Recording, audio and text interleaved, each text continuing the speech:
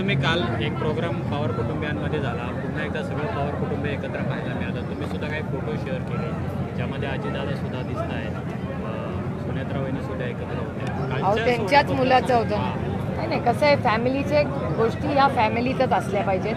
मला असं वाटतं राजकारण आणि फॅमिलीत गल्लत कोणीच करू नये. आणि काल जयचा आणि ऋतूचा काल त्यांची एंगेजमेंट सेरेमनी झाली. आम्हाला मनापासून आनंद झाला की आमच्या घरात आणखीन एक लेक येते आणि एक आनंदी सोहळा.